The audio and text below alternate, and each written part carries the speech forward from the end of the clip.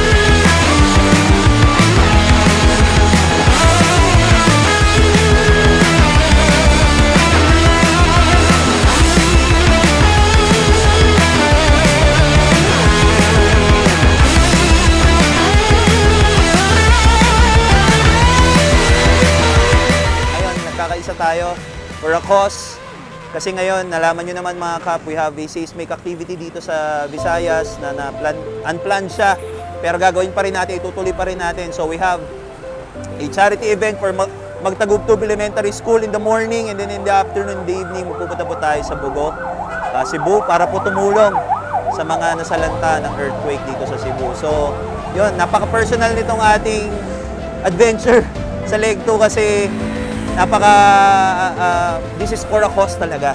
And sa tulong ng mga different clubs, tutulong-tulong kami para matulungan ang ating mga kababayan.